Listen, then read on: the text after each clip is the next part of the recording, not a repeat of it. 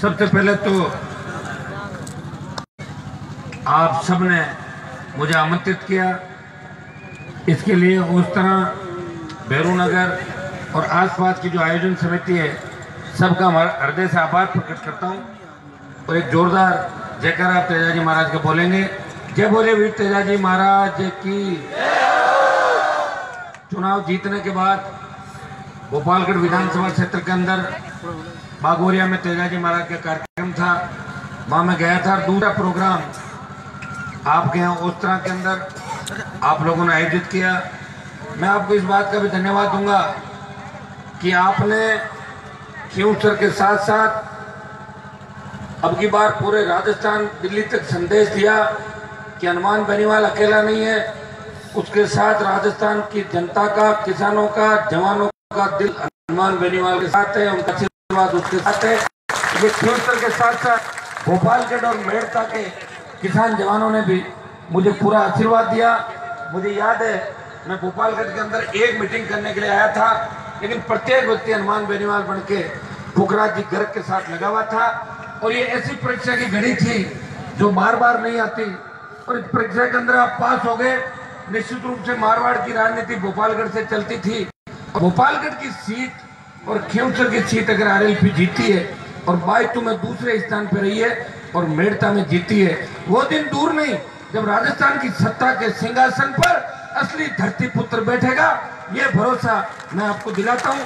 मैं भोपालगढ़ की जनता का तहे दिल से धन्यवाद ज्ञापित करता हूं कि मेरे जितने भी आंदोलन हुए पिछले 20 साल के अंदर, जितना प्रेम खींवसर, मुंडवा, नागौर की जनता ने मेरे से किया, उससे ही ज्यादा प्रेम भोपालगढ़, बिलाड़ा और बाड़मेर के किसान के बेटों ने किया। हर सुख दुख के अंदर आप मेरे साथ थे। नागौर की धरती से मैंने हुंकार भरी, उस रैली के अंदर ही सबसे ज्यादा कारवां भोपालगढ़, बिलाड़ा, ओसियां, लौट के किसानों का था। ऐसी हुंकार भरी थी कि मध्य प्रदेश में किसानों ने बिगुल बजाया और संपूर्ण कर्ज माफी को लेके और उन सीने पे गोलियां खाई और कई किसानों ने शहादत दी। और उस शहादत के बदौलत देश में किसानों की कर्ज माफी का आंदोलन को हवा मिली। और दूसरी बाड़मेर, बीकानेर, सीकर और राजधानी में हुंकार भरी। मैं पहला किसान का बेटा हूं जो खुद की पार्टी बना के आपके बीच आया हूं।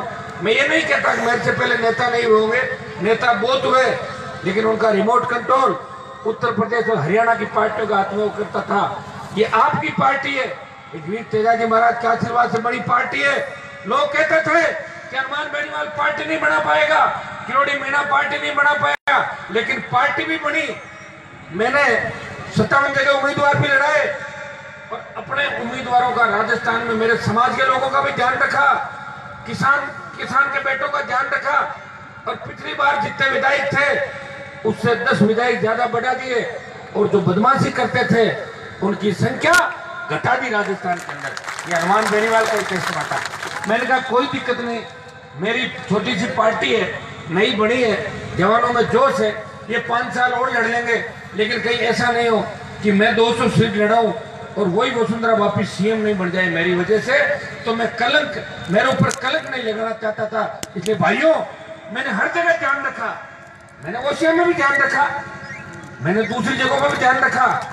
लॉआउट में कांग्रेस का प्रत्याशी था, लेकिन हनुमान बेनीवाल का इशारा उसकी तरफ था, लॉआउट के अंदर था नहीं था। मैंने हर जगह ध्यान रखा, लेकिन मैंने देखा है कि लोग चुनाव जीतने के बाद बदल जाते हैं, वो लंबा नहीं चलते थे। कोई भी व्यक्ति हो, अगर मैं मेरी बात पर नहीं रहूंगा तो मैं लंबा नहीं चलूंगा।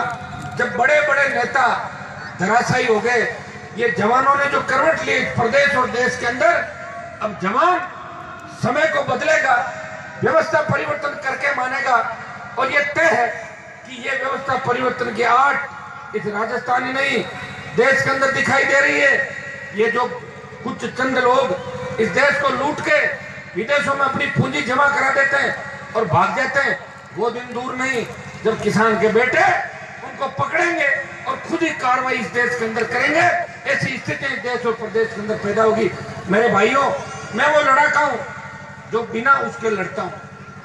देखो, गाड़ी भी तेल के बिना नहीं चलती, लेकिन मैं तो बिना तेल के ही चल रहा हूं। देखो, मैं किसी तरह का कोई विटामिन नहीं, कुछ ऐसा सिस्टम नहीं कोई। मैं मेरे 24 घंटे में जो 20 घंटे आपको समय देता हूं। रात को शेखावटी के अंदर था, खंडेला, अब यहाँ हूँ, जोधपुर हूँ, कहीं और दिखूंगा।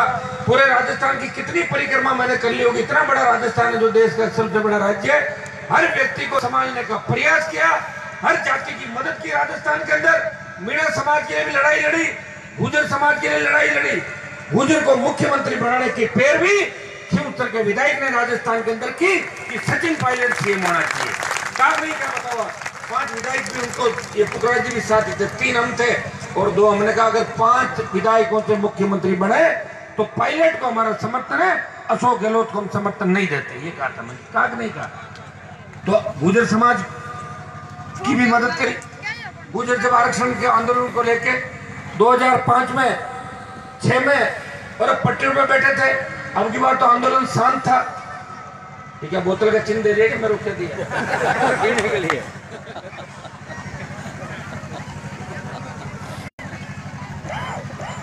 जब गुर्जरों के सीने में गोलियां बरसा रही थी उस समय की वसुंधरा सरकार, तब भी हनुमान बेनीवाल गुर्जर भाइयोों के लिए सड़क पे और पटरियों पे लड़ने के लिए गया था।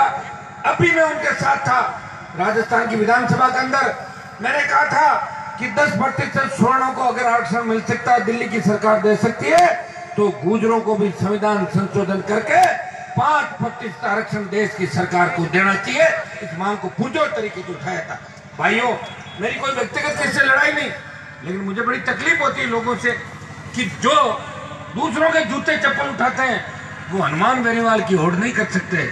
मेरी होड़ तो मैं ही कर सकता हूँ इस प्रदेश के अंदर, जो आपका नेता हूँ, आपके हिसाब से चलता हूँ। मेरा कोई आला कमान नहीं।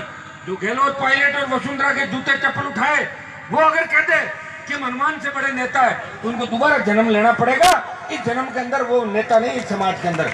मैं 24 घंटे आपकी सेवा में रहता हूँ और मैंने बड़े बड़े ये राजा महाराजा, चाहे जोधपुर का राजा और चाहे खींवसर का, चाहे कहीं का हो, जब इन राजाओं को मैंने इनके गढ़ किलों में घुसा दिया तब ये नेता कहाँ गए थे? हमारे वर्दी के थे उस समय तो कोई किसी के पैर छू रहा था, कोई कहीं जा रहा था। लेकिन आज अगर वही लोग कहते हैं कि हम तो हनुमान जी के साथ नहीं बैठेंगे, वो जब तुम दिन याद करो जब हनुमान बेनीवाल से समर्थन मांगने के लिए उसके घर के आगे पीछे तुम हिलाते हुए घूम रहे थे, उस समय तुम भूल गए थे हनुमान तो वही था, कोई नया थोड़ा ही है। लेकिन ये दुर्भाग्य है हमारी कौम का, इंसान का, कि आपस में बैठना में नहीं सीख सकते। और जिस दिन आपस में बैठ के गलत का निर्णय करेंगे उस दिन मुख्यमंत्री आपका बनेगा।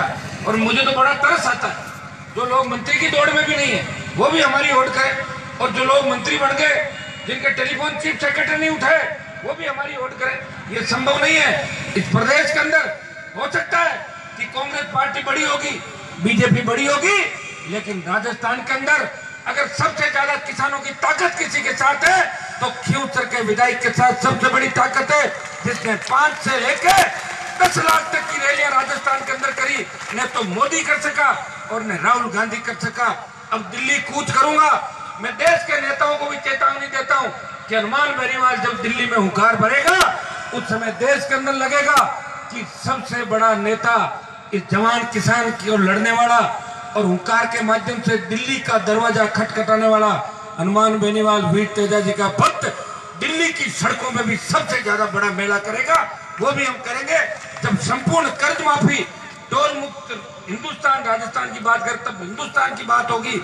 स्वामीनाथन आयोग की रिपोर्ट सरकार लागू करे, बेरोजगारी भत्ता पूरे देश के नौजवानों को मिले, और सैनिक जो हमारे साथ दे रहे देश की सीमाओं पे, आज पूरा देश स्तब्ध है कि किस तरह ये हमला जम्मू कश्मीर के अंदर हमारे भाइयों पे हुआ। किसान के 50 से ज्यादा बेटे शहीद हो गए। नरेंद्र मोदी रोज धमकी दे रहे कि पाकिस्तान पे हमला कर देंगे, पाकिस्तान सावधान हो जाओ। वो दिन कब आएगा? मैं तो कहता हूं कि या तो मोदी खुद हमला करे, नहीं तो तेजा जी के भक्त कूच करेंगे और पाकिस्तान पे हमला कर देंगे। बाड़मेर रैली के अंदर मैंने कहा था कि चलो पाकिस्तान चलो, पाकिस्तान में हलचल हो गई थी। तो भाइयों ये तो आज नहीं तो कल करना ही पड़ेगा, क्योंकि हमें पार्टियों से ऊपर उठ के देश को बचाना है। देश बचेगा तब हम बचेंगे, और देश बचेगा तब संस्कृति बचेगी। और हमारी संस्कृति और भारत माता में अगर आना चाहिए तो किसान का बेटा तेजा जी का भक्त प्राण न्यौछावर करके अगली पंक्ति के अंदर खड़ा रहेगा। 62-71 के बाद कारगिल की लड़ाई और देश के अंदर आंतरिक परिस्थितियों से जूझते हुए हिंदुस्तान को अगर संबल किसी ने दिया, चाहे सीआरपीएफ हो, बीएसएफ हो, राजस्थान की पुलिस हो, या दूसरी पुलिस हो, इन सब अर्धसैनिक बलों के अंदर किसान के बेटों ने हमेशा शांति का प्रयास किया। श्रीलंका के अंदर जब शांति सेना गई थी तो श्रीलंका को ठीक कर दिया, जो लिटे के आतंक से जुलूस रहा था। और हमने कई देशों के अंदर हमारे सैनिक भेजे, अफगानिस्तान के अंदर भेजे, और सेकेंड वर्ल्ड वॉर के अंदर भी इंडियन आर्मी की भूरी भूरी प्रशंसा उस समय भी हुई थी। और मैं आपको विश्वास दिलाता हूँ, आने वाला समय आपका है। मेरे छोटे भाई भगत सिंह की भूमिका के अंदर लड़ रहे हैं, और मेरी छोटी बहनें झांसी की रानी लक्ष्मीबाई बनकर लड़ रही है। जितना बदलाव राजस्थान के अंदर माताओं, बहनों और जवानों के अंदर आया है, वो दिन दूर नहीं जब राजस्थान की सत्ता के साथ साथ दिल्ली की सत्ता के तख्त पे भी किसान का बेटा पुनः काबिज होगा और सत्ता किसानों का हाथ में होगी। हमने विधानसभा के अंदर मामला उठाया, मुखराज जी भी थे कि मूंग की खरीद चालू करो, और अशोक गहलोत ने यह कहा कि मूंग की खरीद सरकार चालू करने जा रही है। उस बात को केवल कितने दिन हो गए, 23 तारीख की बात है, और आज वापस 23 के लगभग तारीख आ गई, लेकिन मूंग की खरीद चालू नहीं हुई। हम आपको भरोसा दिलाते हैं कि आज और कल के अंदर एक बार सरकार से बात करेंगे, फिर आवश्यकता पड़ेगी तो कहीं न कहीं हम भी बैठेंगे, कोई आंदोलन करेंगे। किसानों का जितना भी टोकन राजस्थान के किसानों को दिया है, वो सारा मूंग सरकार को जो टोकन इश्यू कर दिए वो सरकार को खरीदना होगा। चाहे दिल्ली की सरकार पैसा दे, चाहे राजस्थान की सरकार पैसा दे, हमें इससे मतलब नहीं है। हमारा मूंग सरकार को खरीदना होगा। जो सीएम ने बात कही है उस बात को निभाना होगा। ये बेरोजगारी भत्ता, ये हमारी मांग का ही परिणाम है कि कांग्रेस बीजेपी ने बेरोजगारी भत्ते की घोषणा करी, कांग्रेस का राज आ गया। 35 रुपए बेरोजगारी भत्ता किसान के बेटों को मिलेगा। मैं आपको विश्वास दिलाता हूँ, हम इस बात को बार बार याद दिलाते रहेंगे और किसान के बेटों को बेरोजगारी भत्ता भी दिलाएंगे। और संविदा कर्मी जितने भी हमारे प्रदेश के अंदर लगे हुए, चाहे आंगनबाड़ी की हमारी माताएं बहनें, सबको न्याय मिले, संविदा कर्मियों को नियमित करे, आंगनबाड़ी का मानदेय बढ़ाए। मैं तो यहाँ तक कहूँगा कि आंगनबाड़ी के जो ट्रेनिंग शुदा लोग हैं, जो लंबे समय से अच्छी सेवाएं दे रहे हैं, इनको भी सरकार को कोई नियमित करने की दिशा में कदम उठाना चाहिए। और जितने भी खाली पद है उनको भरने के लिए हम लड़ाई लड़ते रहेंगे। वीर तेजाजी महाराज के आदर्श राजस्थान की राजनीति में स्थापित हो, इसके लिए प्रयास करेंगे। जिस तरह तेजाजी ने